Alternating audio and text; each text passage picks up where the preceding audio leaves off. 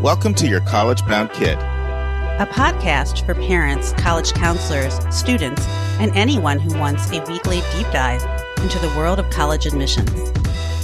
My name is Linda, and I'm originally from Michigan, now living in the St. Louis metro area. I'm a college coach with School Match for You and have a daughter at University of Chicago. I'm Lisa, and I'm a clinical psychologist and college counselor. I have a daughter in college, a daughter in high school, and a son in middle school. After 30 years in Chicago, we recently moved to North Carolina. My name is Mark. I'm a college coach in Atlanta and the parent of two daughters. Karis, a graduate of Davidson College, and she is the founder of the Spanish tutoring company, SpanishHelpToday.com. And Joy is a graduate of the University of Georgia, and she is getting her master's degree at North Carolina State University. Good afternoon, friends. As I shared at the end of episode 345, I'm going to be doing something very different today. I've never done anything quite like this in 346 episodes. I'm going to be getting very personal with you and share something that happened to me this week and what I plan to do about it. It's going to appear to not be college related, but I'm going to bring it back and make it college related at the end. And I think it will be interesting and hopefully impactful. And then we transition to a brand new, very exciting interview with Dr. Jenni Griffin.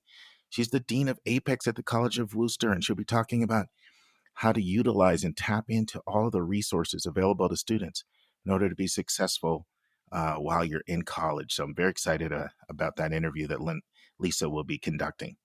But let me start out with a personal story. So many of you know I'm on this really long trip. So I left Dave in Chicago on the 13th of July, Thursday, headed for Grinnell College in Iowa. I left Dave at 8:30.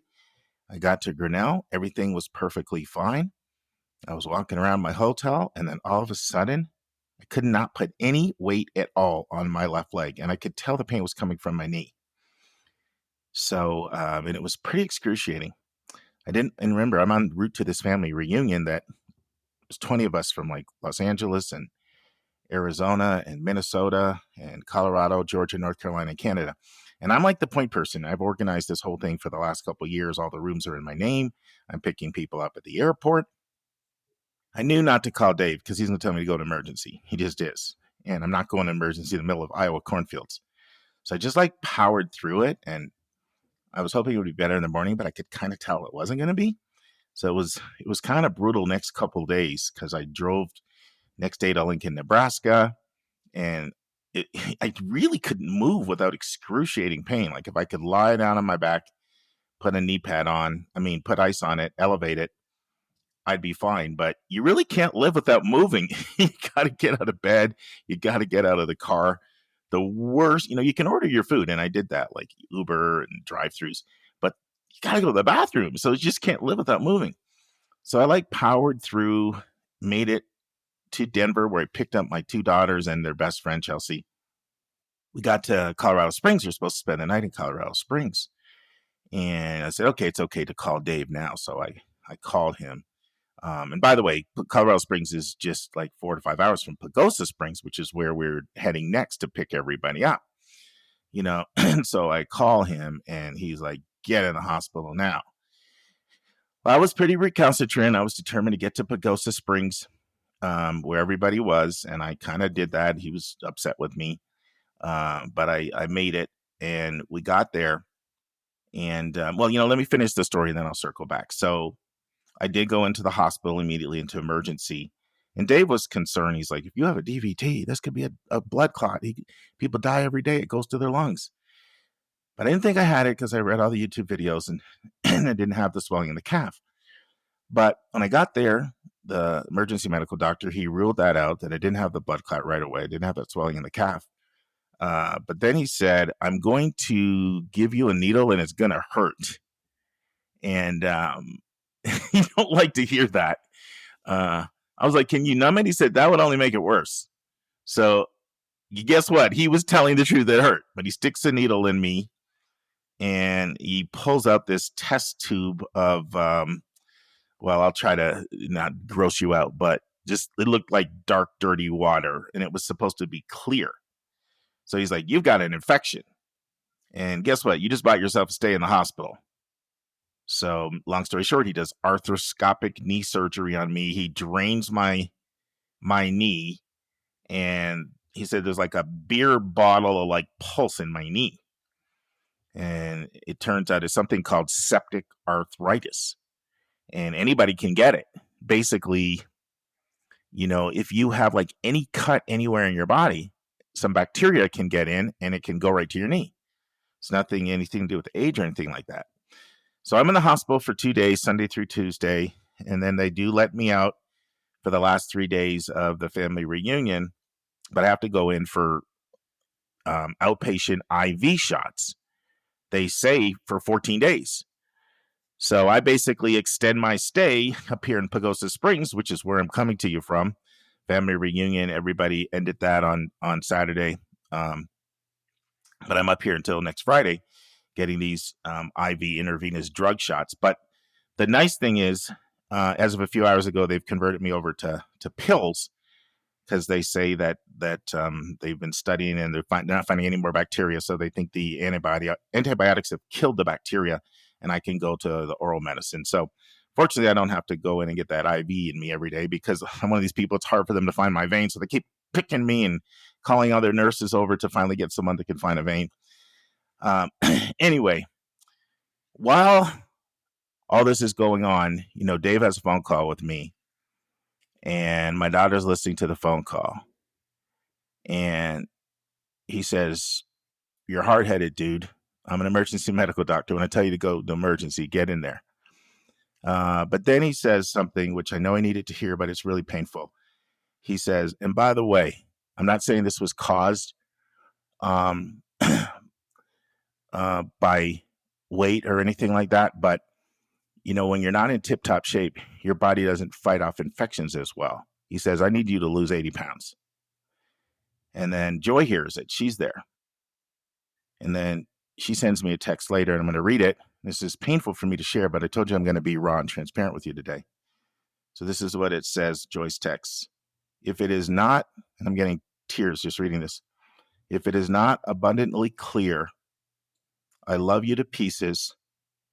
I'm begging you to prioritize your health so I can have you around forever. So the question is, what am I going to do about this? Well, I immediately committed to do 4 things. I'm someone who when I put my mind to something, there's no getting in my way. And I've used the Lose It app before.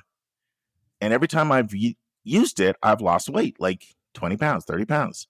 But I love food and have a bit of a food addiction. So then I get arrogant and I think, I don't need that accountability anymore. And I stop using it. But every single time I've used the Lose It app, where you have to log every single thing in, and it gives you like a maximum.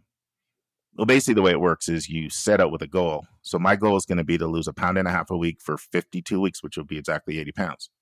So I'll put 1.5 pounds in and it'll give me a maximum calorie count. And then I have to enter every morsel. If I eat 5 potato chips, I have to enter 5 potato chips.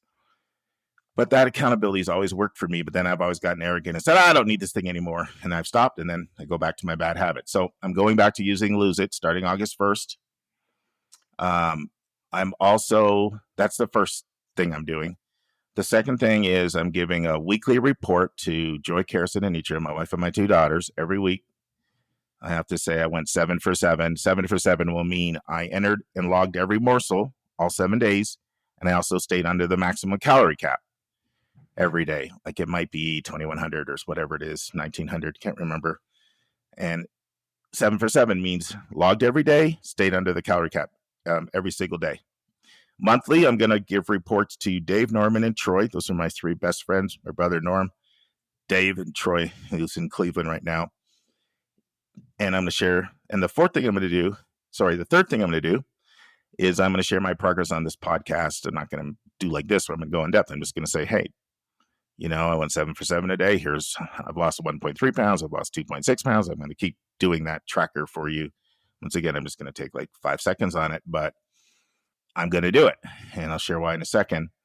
And then the last thing is I'm committed to exercise walking, which I enjoy doing 4 times a week. But I'm not going to start that until the 15th of August because I tried 4,570 steps yesterday and darn near killed my leg. And I was on Advil and bedridden most of the day because just had surgery. So I'm going to let my leg recover a little bit before I start trying to do that. And so why do I share this with you? And how does this relate to college? Well, a couple of my favorite quotes. One is, show me your friends and I'll show you your future. Okay. Dave cared about me enough. Joy cared about me enough to tell me what I needed to hear, not what I wanted to hear. And those are the kinds of people, students and adults, you need to have around you. Another one of my favorite quotes, you're the average of the 5 people you spend the most time with. Now, that's a quote attributed to Jim Rohn, a motivational speaker. Who knows who originated it, but it's insightful and precious. So there's a lesson in there for all of us. Like, I benefited by having people that love me enough and cared for me enough to tell me what I needed to hear. Then, by the way, when I got into the hospital, the doctor said, you're pre-diabetic. Well, that was another wake-up call. So, I'm very, very, very motivated right now. And others had been screaming out to me as well, even other listeners of this podcast. Steve Tapper, who's a college counselor, listens to every episode, and we've developed a friendship over the years. About 1.5 years ago, he told me he's pre-diabetic, and he sent me a food plan he recommended for me. And, I didn't ask him for a food plan, but it was clearly shouting at me, dude, I can tell you need to lose some pounds. Why don't you do what I'm doing because it's working? Others, Linda's often talking about the importance of sleep and exercise to me. And I have a client in South Florida. I'm just going to give his first name because, his name is Matt. His confidentiality is important, but he's always talking to me about the importance of sleep. And I'm grateful for people that were screaming out to me. But I was just hard-headed. It just took something like this. And once again, no one's saying that me being overweight is what caused this, because I got some kind of, I actually think I got it when I was out gardening. I gardened for like 3 hours a day, 3 straight days before I left on this trip. And I got a splinter in my finger and I didn't take it out. It was all red around there. And the body pushed it out somehow. But my theory is that's where the bacteria got in my body, but who knows? But nevertheless, it's just a wake-up call. And not saying that this injury was related to being overweight, but it's just time for me to just get serious. And I'll be really honest with you guys, this is embarrassing for me to share this with you. I mean, I was MVP of 3 sports in high school. I ran track in the Big Ten. I've just always been a natural athlete, and at one point was in impeccable shape. So for me to go from that to letting myself go like this, it's embarrassing, and it's not really, and I'm also a proud person. So this is painful to my pride to have to admit that I let myself go like this, but I just want to be really honest with you guys. The other thing is accountability is one of the most important ways to get your body to do what your mind knows it needs to do, but sometimes struggles because of habits. And so that's another lesson that I hope students and parents take away from this. When I'm working with students on outside scholarships, one of the first things I say is get an accountability partner, because nobody is going to make you do an outside scholarship. You have a lot of accountability built into school. You've got grades and you've got quizzes and you've got tests and you've got exams, and parents see what's going on, and sometimes parent conferences at certain schools. And there's all kinds of natural built-in accountability into the school structure to get your body to do what your mind knows it needs to do. But with outside scholarships, if you don't do them, you don't do them. You just, you don't access that money. So when I'm working with a student on outside scholarships who wants to pursue outside scholarships, I say, get an accountability partner and set a plan. You're going to do 2 a week, 1 a week, because accountability is one of the most powerful ways to get your body to do what your mind knows it needs to do, but struggles to do. Okay. And another thing that can be very helpful for that in college is study groups. Going to a study group, especially if you're surrounding yourself with strong students who are taking their academics seriously and aren't there just to, party. And so that's another principle that I'm hoping you can take away from this, as I have to somehow tie it back to college. Can't just go off on some random story and end the podcast. So when it comes to college, picking your friends wisely, and this is actually not just college, this is life. So this applies to the parents listening and students. Show me your friends, I'll show you your future. And if you really want to get your body to do what you know your mind needs it to do, create accountability structures like I've created, so that you don't have to have your daughter send you a message like she sent to me. And then maybe, I can get to you in time to prevent that from happening to you, or to prevent even something worse, more of a health scare that it may be too late to recover from. So that's my plan. And I feel very happy. I feel very blessed. When the doctor went in, he said, if, this infection can cause damage to the cartilage and the ligaments. And he said, if there's any damage done to the cartilage or the ligaments, then I'll fix it when I'm in there. And by the way, he said, if it went another week, it could have gone septic and got into my bloodstream. He said 1 to 2 more weeks, and it was probably going to be septic and get into the bloodstream. So when he went in there, he said, no cartilage damage, no ligament damage, should be a full recovery. And I'm feeling better every day now, because that surgery was done on Sunday, January 16th, and I'm coming to you today, January 23rd. Every day's feeling better. I can see I'm on my way to recovery, and I just feel really blessed to have my health. And, it's weird. You don't think about it, but without your knee, you can't even take a step. So now, like, every single step I take, I feel like I'm like praising God for my health. But hopefully this will help you or your student in some way either in the college process, in college itself, or more importantly, in life. All right, so that's enough about me for today. I want to transition and talk to you a little bit about our interview, which is really exciting to me. And now this week's interview with a special guest.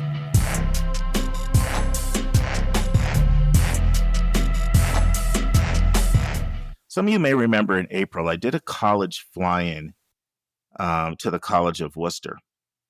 When I did this fly-in program to the College of Wooster, they have different speakers that you meet. And it was only 11 of us. It was actually one of the best fly-in programs I've ever done. And immediately I heard Dr. Jenni Griffin speak. And bingo, like the lights went out immediately. I'm like, Lisa, this one is for you. For those of you who knew our podcast, about a year ago, we made a decision to emphasize not just college admissions, but success in college. And we're doing as many interviews about success in college as we are about college admissions these days. And Lisa is normally the one who does those interviews. And I'd been talking with Lisa for about 2 years on how we needed to do an interview with someone who oversees an academic support center or who works with students about the resources available for them to be successful in college. And even before Lisa was on the podcast, going all the way back to episode 50, which was at the end of year 1, I talked with Rick Clark about someone at Georgia Tech who he said it was really good coming on the podcast and talking about this. So as soon as I heard Dr. Jenni Griffin speak, and she was so impressive with her background and her credentials, like, this is the person. So we secured the interview. And for the next 3 weeks, you'll be hearing from Dr. Jenni Griffin. So what is she going to talk about? Well, she'll start out by giving her background, both her educational background and her career background. She'll talk about what exactly is APEX. So she's the dean of APEX, and it covers 6 different areas, from advising and planning and experiential learning, and academic resources, global engagement, career planning, experiential learning, community engagement, entrepreneurship center, and the registrar's office. She'll talk about all that. She'll also talk about how it was intentional to bring together all 6 of these major departments and locate them in one place so they could coordinate their support amongst all departments for students. She'll talk about who the most difficult group is for APEX to reach. And she explains why this group is so hard for APEX to reach. And she talks about a creative way that they use to get 200 students to complete resumes. And then she talks about why there's no stigma for students to visit Apex. I think you're really going to enjoy it. It's a 3-parter. Now it's time for part 1 of 3. Listen and enjoy. Hi, this is Lisa. I am one of the co-hosts for your College-Bound Kid, and I'm very excited today to have the opportunity to interview Dr. Jenni Griffin to learn more about the student resources that are available at college and how students should use them. Dr. Griffin is the Dean of Advising, Planning, and Experiential Learning, also known as APEX, at the College of Wooster. And we're very lucky that she's here with us today. Welcome to the podcast. Thank you for having me. I'm excited to be here. Well, now, I would really love it if you could tell our listeners about your background, because you've had a very interesting path to your job. And I always I just think people always like to hear how other people's careers develop. So if you could share that with us, that would be great. Sure thing. So I have a PhD in cognitive psychology from Kent State University. I'm one of those people who, when I went to college, I couldn't decide what I wanted to do. So I transferred to a different school. I was a junior before I found psychology was really my thing. And then I went, straight through to PhD. So I got out of my PhD work at 27 and started teaching cognitive psychology. But my favorite stuff to teach was what I called the blood, guts, and gore of psychology. So I taught a lot of neuroscience and physiology of the brain. And then, shifted in interests a little bit to positive psychology and what allows humans to thrive. And it was at that point that I got really interested in the work I'm doing now. But before all that, I just wanted to mention I taught for 23 years at a small liberal arts college in Western Pennsylvania called Thiel College. The great thing about teaching at a small liberal arts college is that you get the opportunity to have really close interactions with students and develop mentoring relationships, which I really valued. My first students are now I hate to say this, in their 40s. So that gives you some indication how long I've been doing this gig. And I'm still in touch with them, and I'm still able to, see what they're doing with their lives and how their careers have turned out. So it's really cool. The other thing I really liked about working at Thiel was that it gave me the opportunity to say yes to a lot of things.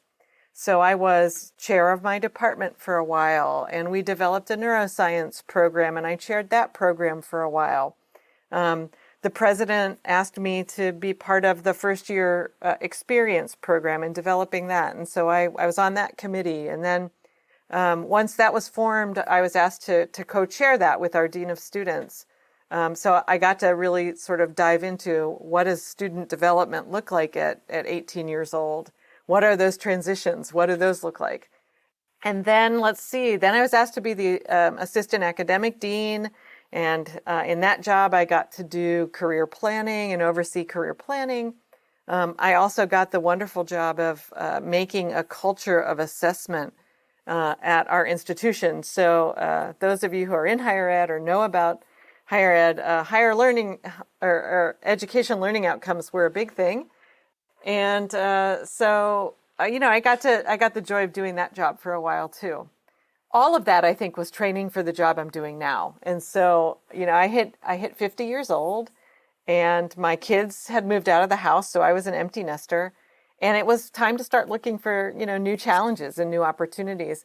And I was just sort of doing that little by little when this job at the College of Wooster popped up, and it basically had everything I wanted to do.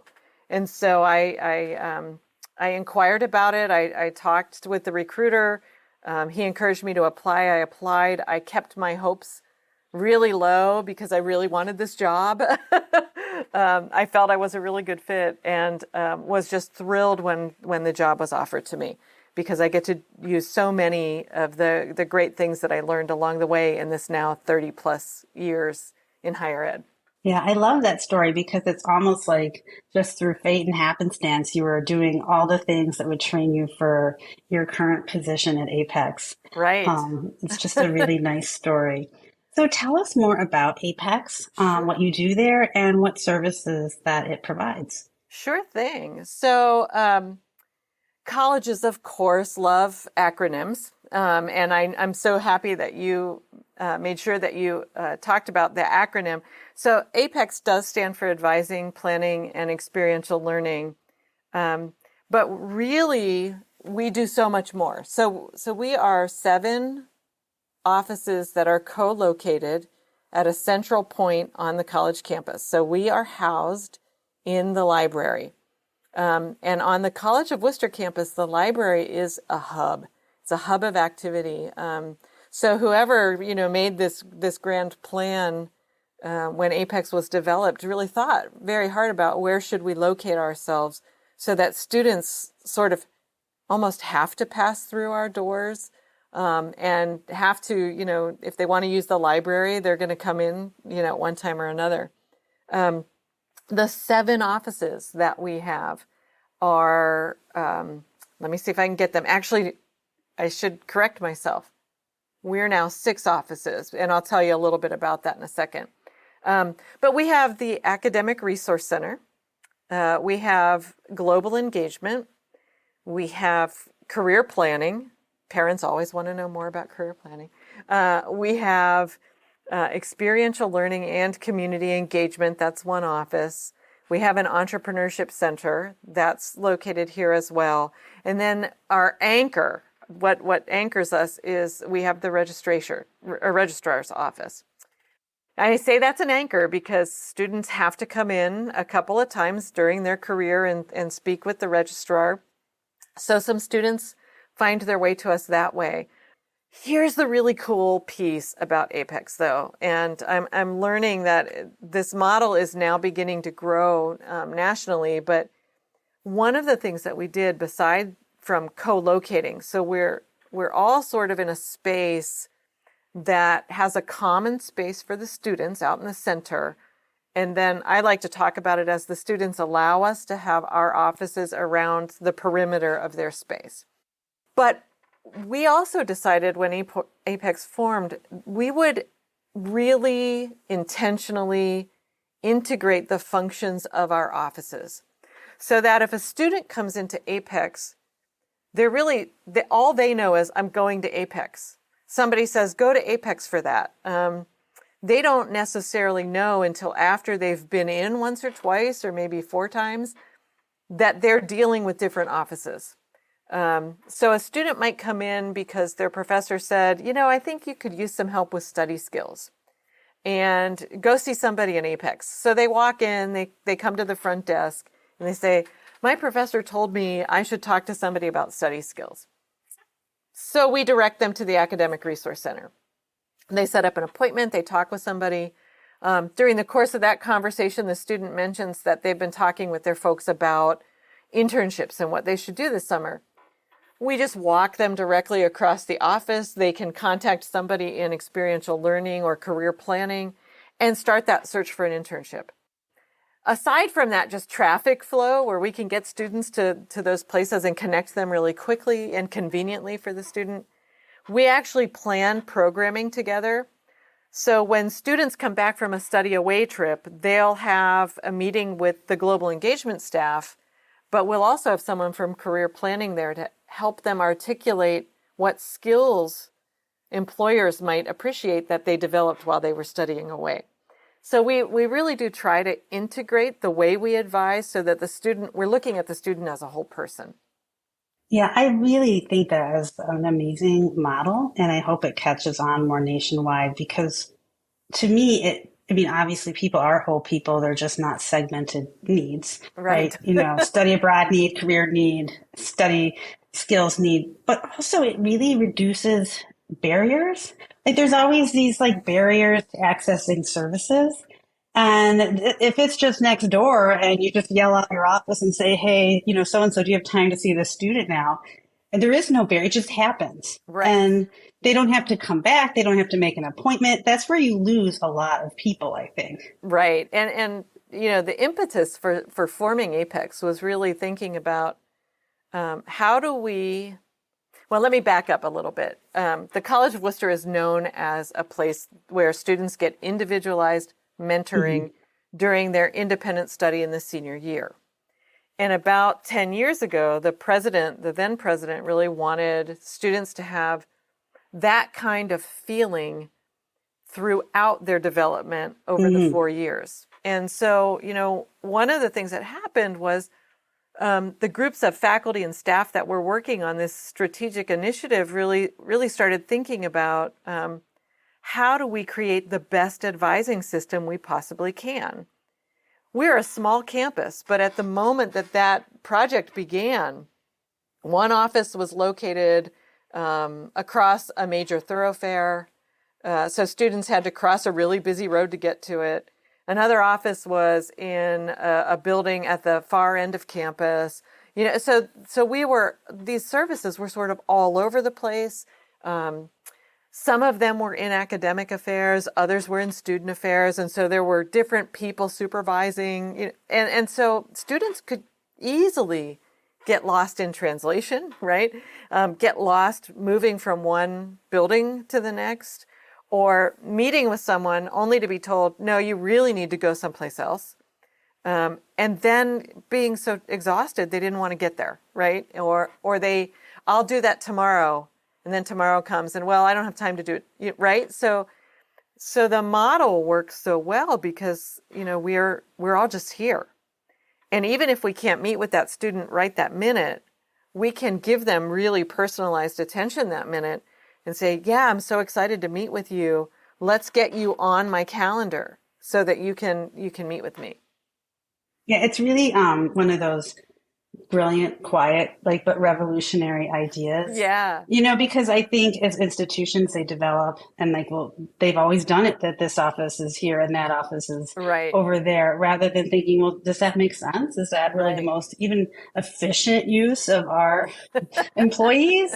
And so, I think it's probably better for your staff, because you guys can collaborate and talk, and you all are working with the same students, and you can, put your heads together and come up with really helpful ideas for them. Yeah. And of course, as you say, for the students, those barriers, this is a pet peeve that I have about young people. And I think part of it is it's rooted in bitterness for me. Because I just, when I was young and, I was in high school and I was kind of in a low quality high school at the time in Missouri, I would say, I don't have any memory of who my guidance counselor was or that I ever met with them. And then I went to University of Chicago, which at the time was not a supportive place. So there was I felt like there was no help. I just stumbled through, tried to figure things out. Sometimes I did. And now I see students have a lot of help. Yeah. But what I see is they are afraid to ask for help. And if you can actually get a kid to ask for help and get them engaged in that, then help happens and then the magic happens. I see all kinds of development, amazing success stories come out of that. It's just getting that first step. And what I love about is you've eliminated that first step essentially. Yeah, we really work hard, and it's an everyday sort of exercise for us, thinking about what are we doing. Where are the barriers for students? Where do those barriers still exist, right? So we've got this great space, we've got this great staff, we've got, traffic flow in and out, and we work really hard to connect students with the people they need to connect with. But we know we're not reaching every student. We're not at 100%. We need to look at what are the demographics of the students that maybe we're not reaching, and we've been doing that. And so we know at our campus, the students that are least likely to use our services are first-generation students. As somebody who comes from a first-generation background, I understand this. I joke about it because I am a person who doesn't like to ask for help myself. So I will my kids hate this about me. I'll go into a grocery store. It's a new grocery store, or they'll have moved things in my usual grocery store. And instead of asking somebody, can you tell me where this is? I'll wander around because I want to do it myself. And it drives my kids crazy, drives other people crazy. I think a lot of our first generation students have that same sort of, but I should know how to do this kind of thing. And asking for help means I need help, right? And for a lot of us, and I'm key among these people, it's really hard to ask for help. And so what we've done, and we're so lucky at the College of Wooster because we have really great partnerships with our faculty. So, the fact that everybody who works here really wants to mentor students and really cares about student success pays off in this way, because we have found really cool ways to partner with people across campus that just sort of naturally lead students into Apex without them really knowing, I'm coming here to get help, right? As far as they know, they're coming here to talk to some staff that, have some skills that they can share with them.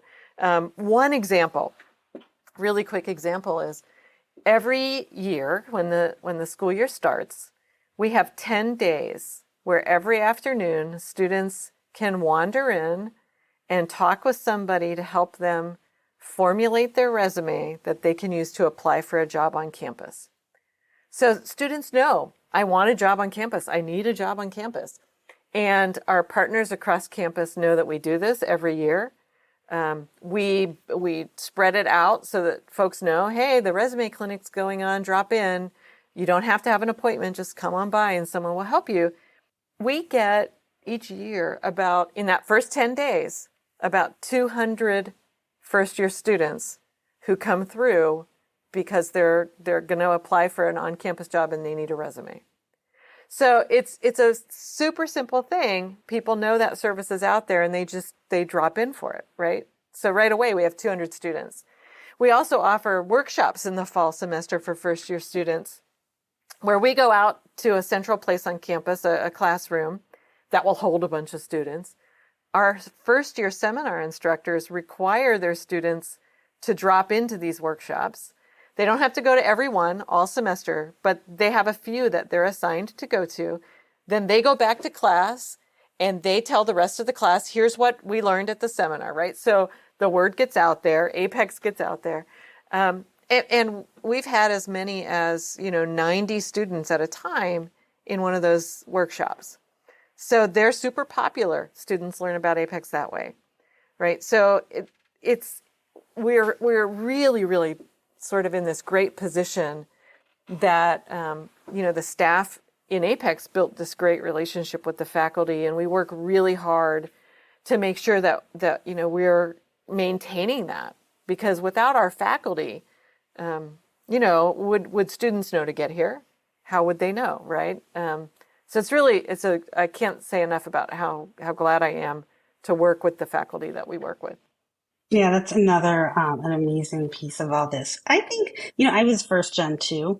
I don't think I even would have known that there was a place like Apex. I mean, I don't know if the University of Chicago had that then, but I knew there was a writing tutor that came to my dorm and I went to him, but I didn't know there were any other services that I could have utilized. Right. And, I wouldn't have known that was something that could even be offered. So I love the fact that the faculty can kind of, because students will inevitably have to interact with faculty members because they're taking their classes. So the faculty member can be like, this student might need a little bit of guidance because they haven't had these experiences in high school, and they can get them to you. So that's really great. Right. Now, is there any kind of eligibility process that students at Wooster have to go through to access the services? How does that work? Yeah, great question. No. so that's the very fast answer is no.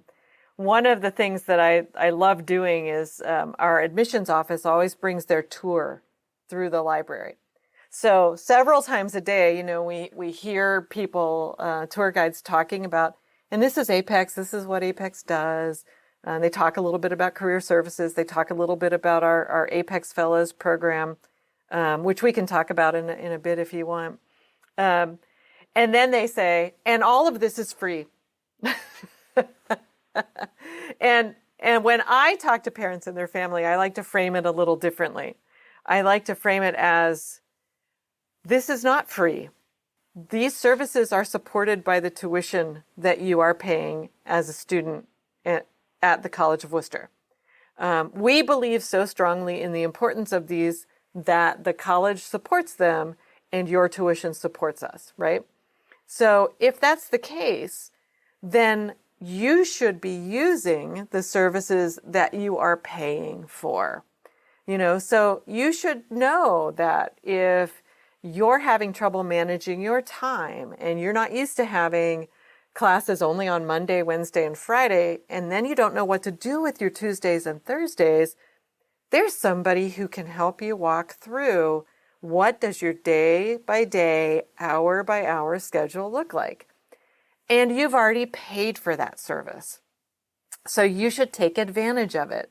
These are things that, if you paid for, I don't know what a good analogy is out there in the world, right? But I know, when I went to college, we used to get if you miss a class, here's the amount of money you've just wasted, right? We don't have that formula worked out on our side, but really it's the same formula. If you're not using the services in Apex, then some of your tuition dollars aren't being used to the best advantage. And when I say that, I think parents love it, and it's lost on 17-year-olds for that moment. But it helps parents then think, maybe I should nudge my student a little bit. If they're talking to me about things that maybe I think Apex can help with, maybe I can nudge my student to get into Apex. And they know that it's there. Yeah, that's such a great paradigm shift, I think, rather than this is optional to you paid for this, right. So you need to use it. Because I am famous for if I pay for something, then I am definitely going to use that. It just caused me to do many irrational and silly things, actually, now that I think about that. So, but, this going to Apex would not be irrational or silly. So I think if we can get students to start thinking about that this is just part of college. It's the same as going to classes. Right. Or doing your clubs. It's using these services that you paid for. That's exactly right. I think one of the things that I see as a huge benefit about, where we are and the kinds of things we do is that nobody ever knows why a student is visiting us, right? So I have students who are in this office every single day, sitting out at a table. I have one student, honest to God, he's here every day. He works in Apex, but when he's not working, he's out there doing his homework. And when he's not doing his homework, he's talking to the staff in Apex and getting advice just sort of randomly, right? But nobody knows, right? So you could be here because you've got this brilliant business idea and you want to talk to Dr. Abramo in the Entrepreneurship Center, right? And then you drop by the Academic Resource Center because you want to talk with our academic advisors about, well, Dr. Abramo gave me this great idea. How can I work some of this into coursework in my 4-year plan, right? So you've got those connections. But our academic advising office staff is in with our staff that do academic life coaching and that see students who have accommodations and who see students who might be struggling in courses, right? So there's no stigma attached to visiting Apex. There are lots of great reasons to be here, and even those students who are seeking the real academic support, there may be a C student wanting a B student wanting an A. There's nothing that says this is a student who's somehow not a good student. These are students who are great students who want to be better. Right. And I think that's probably another, ingredient in your recipe for success is that by combining everything and having everything be in the same space and very fluid, there shouldn't be any stigma about any of this, right? But, right.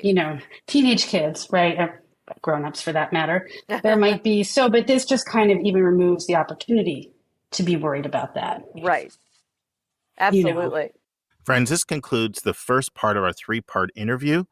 I hope you'll join us next week for part 2 of 3. On Thursday's episode, Julie and I discuss an article by David Brooks that appeared in the New York Times that makes a case for class-based affirmative action instead of race-based affirmative action. Our question comes from Ryan from Arizona, and she wants to know if her student should add a photo to their college resume. And it'll be the final part of my interview with Akil Bello on the topic, tough questions about test scores. And Elisa will finish up the final part of her college spotlight on East Carolina University. And friends, I'm closing out by sharing one of the 10 quotes over the next 10 weeks that I included starting on page 27 of my book, 171 Answers to the Most Asked College Admissions Questions, that I wrote in 2017. And this is one of my faves, so I'm going to read it twice. It's a short one, but I love it because I think it talks about something that a lot of people don't understand, how much it factors into college admissions. It's by Christopher LaBounty, who used to be an admission officer at MIT. And here's what he says. Personality is something people think is not a factor, but it is really hard in these environments for an admission officer, because remember, they are people, and this is a selective process, to give an offer to someone they don't like. I often talk about how likability factors into who gets admitted and who doesn't. We read that one more time. Personality is something people think is not a factor, but it is really hard in these environments for an admission officer, because remember, they are people, and this is a selective process, to give an offer to someone they don't like. See you on Thursday, friends. And that's our show. A big thank you to you, our listeners, for tuning in this week. If you find this podcast helpful, please follow us, and you'll get every single episode as soon as it is released. If you're interested, there are a few ways you can really support our podcast. You can click the share button and send it to your friends and acquaintances. You can help us pay our staff and our expenses by donating on our website. You can write a review for us on Apple or Spotify. I'm the producer of the podcast, but we have a fantastic team of 15. Shout out to our co-host, Dr. Lisa Ruff, Dr. David Williams, Linda Depker, Susan Tree, Vince Garcia, and Julia Esquivel. And to our substitute co-host, Sylvia Borgo. Our sensational sound engineer is Nemanja Motvich. Our amazing music is from Victor Allen Weeks. Marketing designs are from Kimberly Blass. Lily Parikh manages our Instagram. Our image editor is Talha Khan. Joyce Ducker does our website episode updates. And our webmaster is Stalianos Dimitriou. And if you want to have a coaching session with Lisa, Linda, or me, just text me at 404-664-4340. If you have a question you want us to answer, or if you have a recommended resource or article you think we should discuss, just send it to questions@yourcollegeboundkid.com. Our favorite method is for you to record your own voice at speakpipe.com/YCBK. By the way, check out our website, where you'll find lots of content that is not on any podcast app. Our website is yourcollegeboundkid.com. If you want to learn about other hot admissions topics, follow us on Twitter at YCBK Podcasts. We think of you as our listening family, and we look forward to meeting again with you every single Monday and Thursday.